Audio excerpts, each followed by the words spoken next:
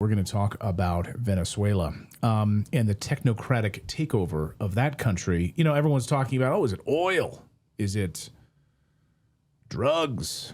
Maduro was a drug kingpin. Come on. No, it wasn't. Our next guest has written a great new piece at the American Vagabond. And take a look. Here's the article and details specifically what has unfolded inside of Venezuela. And here it is. The Venezuela technocracy connection. The U.S. bombing of Venezuela and capture of Nicolas Maduro cannot be rationally explained as a drug enforcement operation or even solely about oil. Or even solely about recovering oil. The bigger picture is technocracy. Our next guest is Derrick Rose, one of the great journalists in the world, great investigative journalist who's been looking at this closely and has been covering this technocratic takeover. Derrick, great to see you. You know, I love your approach because so many people want to get in the weeds on all of this. You know, it's like, it was the Tren de Aragua, it was the Cartel de las Olas, you know, it was this and that. And you really take a much broader look here, a much bigger look, and showing us maybe the truth that's unfolding in Venezuela. Great to see you. So the technocratic connection in Venezuela, walk us through what you uncovered. Yeah, so as you said, Clayton, at the beginning, that I don't think that the claims of the drug charges really stack up. And we're already seeing that with the DOJ, not even including the claim that Maduro is the head of the cartel of the Suns in their indictment.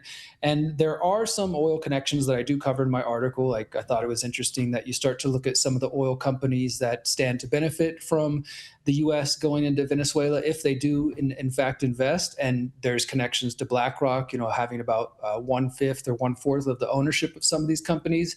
But I do think the bigger picture is the technocratic picture. And we've talked about this in past shows, and I know you've covered it as well. But for those who are unfamiliar, just really briefly, technocracy was a movement that was very popular in the United States and Canada in the 1930s, 1940s, up until about the 1950s. And it is a movement that specifically said they wanted to get rid of the political class, get rid of the business class, and wanted to have the engineers and the experts running society, essentially. There would be no more voting, no democracy, anything like that. You would get these so-called experts and engineers to run the machines, as they used to say. I think today we would probably consider that to be AI and a lot of the technology we have today. And that these experts would micromanage all of society. They would allocate resources. They promised it would be utopia. They also did mention that it would involve the loss of privacy and some personal freedoms and things like that. But that technocratic movement, when it was growing, they had this vision of what they called the technate, the North American technate, how they wanted to control the North American continent. They specifically say as far up as Greenland, all of Canada, all of the US and Mexico, and Panama, and central parts of Central America, going all the way down to Eastern Colombia and to large portions of Venezuela. And as my article there shows, you can see the original technocrats map that they released in 1940, clearly showing this effort to control the entire continent. And it's similar to different concepts people may have seen over the years, especially if you've been in this research, talk of, say, the North American Union, things like that. But what I think is unique, and the reason this matters, okay, it's a movement from 100 years ago. How is that relevant to 2026 and what Trump is doing now?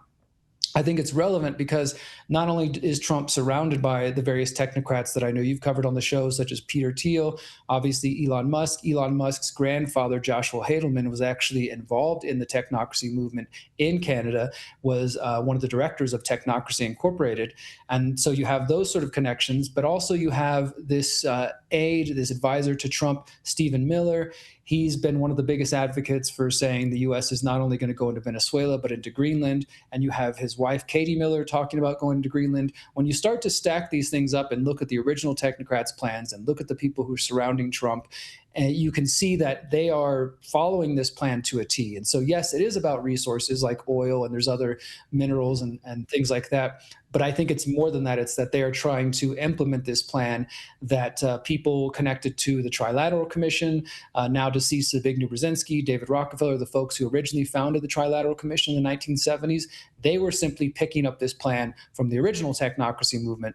And now in the 2020s, Trump and his team and people around him seem to be following that same plan from the original technocracy movement.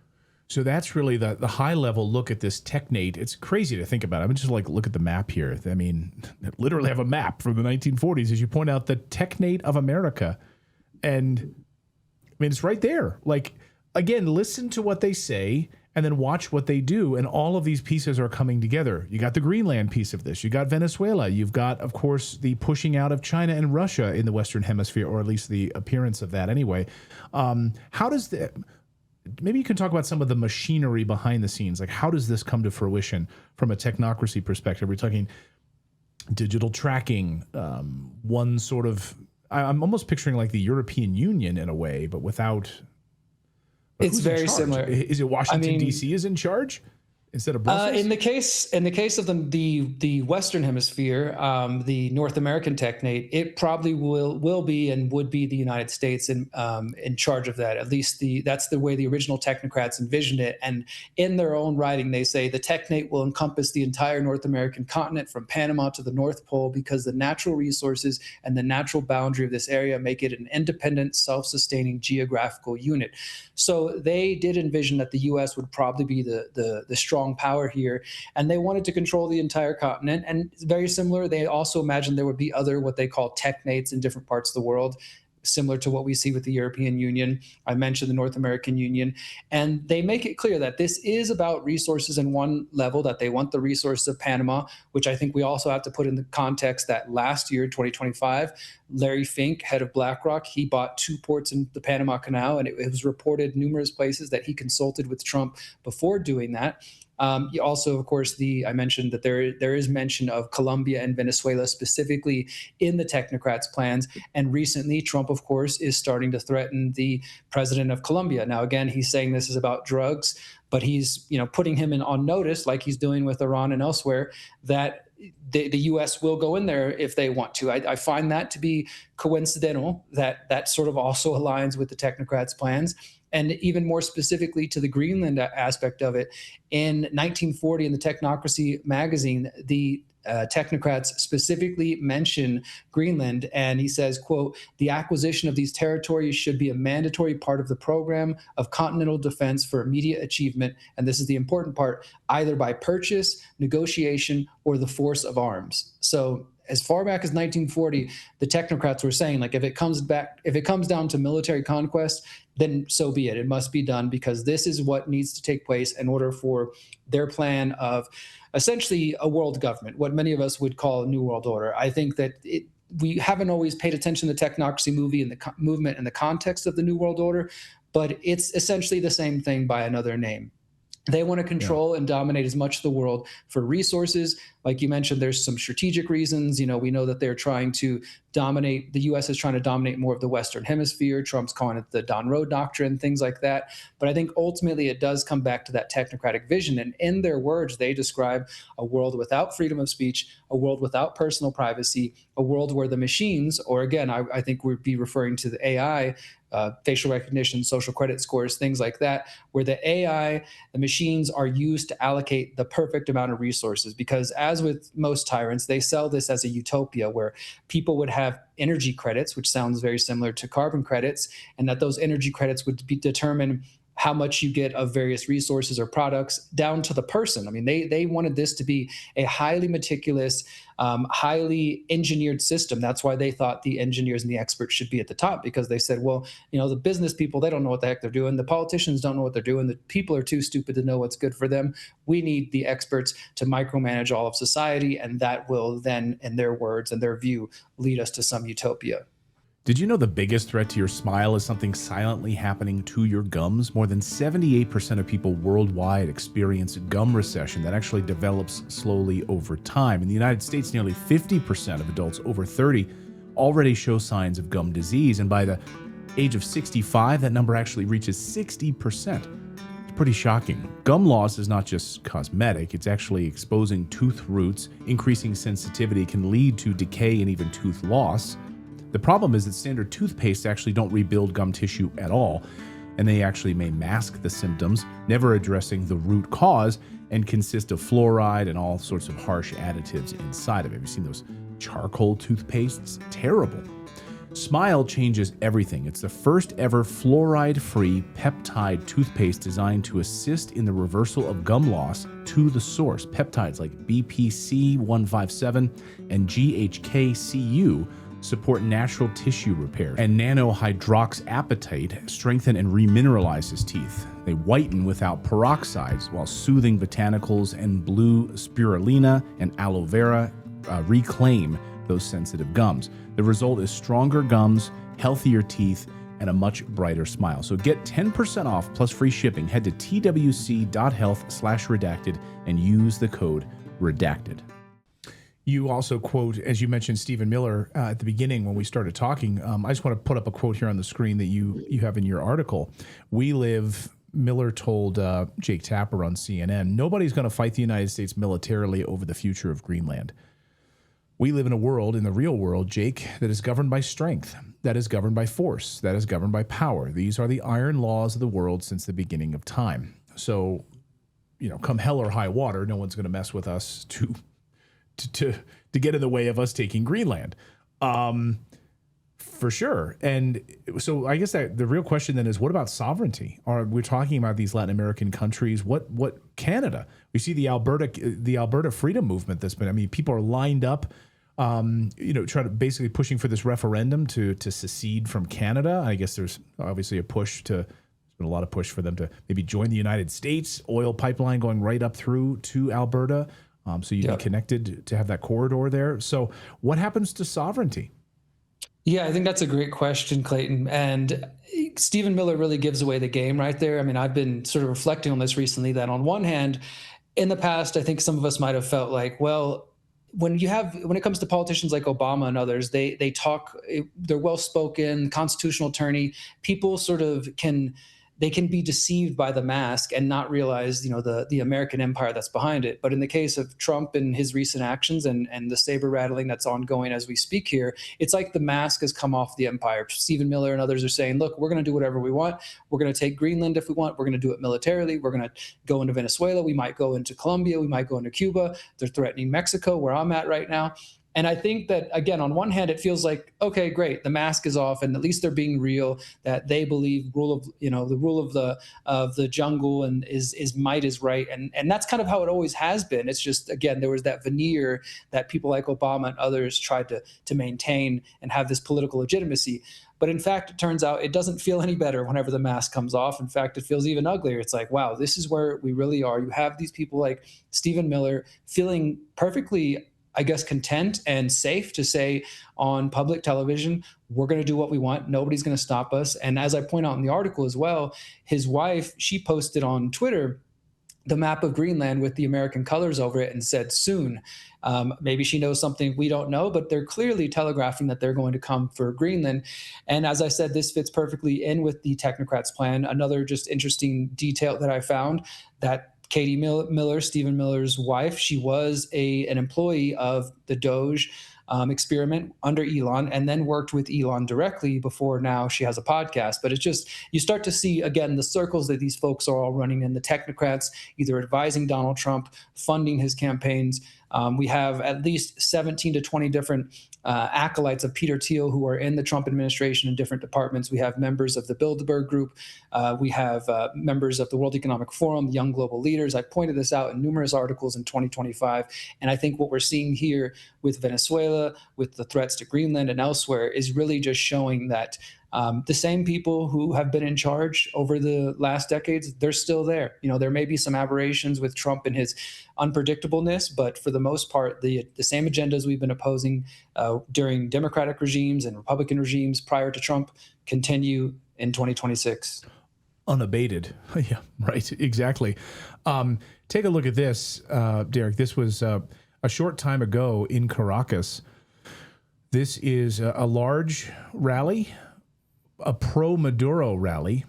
Again, you're not going to see this on Fox News, I don't think. Maybe you will, but probably not going to see this on the MAGA influencer social feeds. But what do you make of this? That tens of thousands of people coming out and with signs of Maduro and posters of Maduro and showing their support for him. Yeah, I saw that video when you sent it earlier. I haven't had a chance to, look into the finer details of that one, but I will say that it Is a fact for sure that there are people who do support Maduro within Venezuela. It is also a fact, of course, that there are people, Venezuelans, both in and out of the country, who do not support Nicolas Maduro. And I think that that just goes to the fact that, like, just think about the United States, for example. We have people who are adamantly for Donald Trump and everything he does, and they're going to support him regardless. And then there are other people who are adamantly against him and are going to be opposed to everything he does. And it's easy for, let's say, a foreign country, if they were from the outside looking in, to spin any opposition to Trump as like, look, he's unpopular, that we should intervene. And that's essentially what the United States tries to do in these other countries, whether it's Iran, Venezuela, Mexico with Scheinbaum. We talked about that recently, that you can take these different protests either for or against the regime, and you can amplify that and say, look, the people clearly do not like the person in power. We need to go intervene. Or you can tell the opposite story. I think it's just a sign that things are not as black and white as the American media may want people to believe, as MAGA media might want people to believe. And that's not an endorsement of Nicolas Maduro in any way. You can just sit back and be objective and say, look, some Venezuelans do like him for whatever reason, whether you agree with those or not. And there are many Venezuelans who do oppose him and maybe, I think foolishly, would like the U.S. to intervene. I mean, it's the same thing we're seeing here in Mexico, that there are polls showing that some Mexicans would support U.S. intervention, which I think would be a horrible mistake, and I pray it does not happen. But there are others who are adamantly opposed to it. So it's just about which lens you want to look through and which stories the media wants to amplify. And obviously we know that at the moment, the story is the Venezuelan people, the Iranian people, the Cubans, the Greenlanders, they all want the U.S.'s help. They're begging for our help. They want us to come, save them, et cetera. That's the narrative that the Trump administration wants to be out there.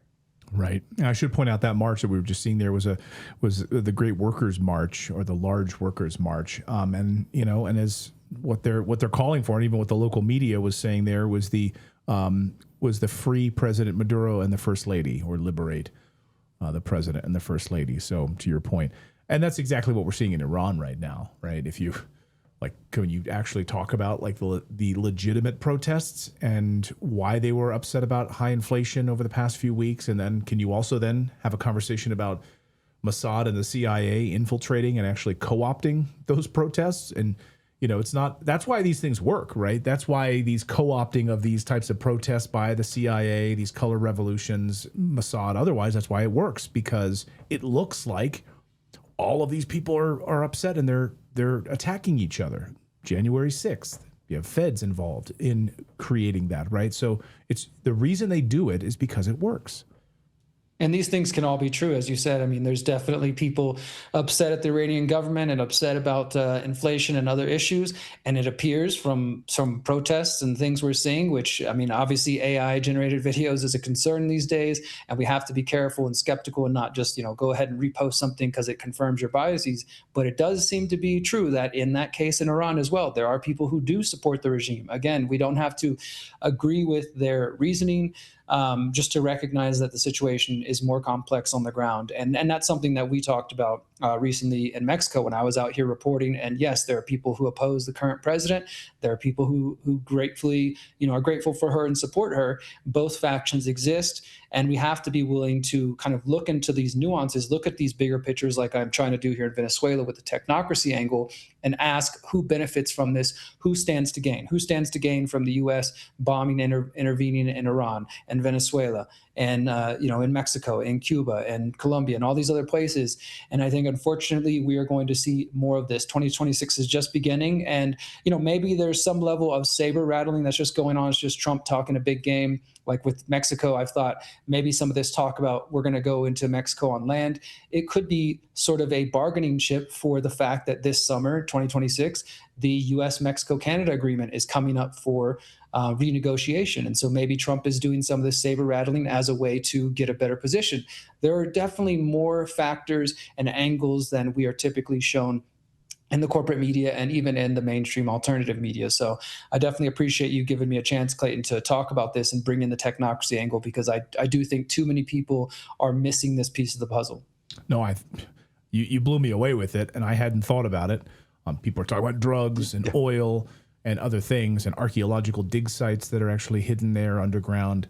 There's a lot of stuff going on, but I have not heard anyone talking about the technocracy. And as you pointed out, it's all written down. Like, it's all part of their plan, and it has been all of these secret dark forces for a long, long time. So I encourage our audience to go over to the American Vagabond and read Derrick's great piece. It's eye-opening, and that's why I just gotta say that, like, this is the first I've ever heard of this, and my brain is just on fire right now thinking about this. Because if you think it, like, what was the very first beef Trump got into was with Canada. I remember at the time thinking, like, why Canada? What the hell is going on? Then you see that map, and it's like, oh, because we need that. Just like immediately, like, wasted no time going after Canada, Greenland. Like, this is all like brand new to me. I'm gonna be checking out this article here when we're done. Well, and Stephen Miller, very, very smart, right? Very smart, and had been sort of planning a lot of these pieces for a long time. It seems many, many years. I mean, he apparently even wanted to be at the second number 2 in the White House, basically going back 15 years, laying the groundwork on all of this. So, it's he's definitely got some aspirations for power, for sure. Yeah. Well, it just reminds me of like the plans that were in place from neocons, Cheney and others, well ahead of what we saw on 9/11 and the Patriot Act. Mm-hmm. Like, the Patriot Act didn't just come out of nowhere. It had been written down and planned years earlier.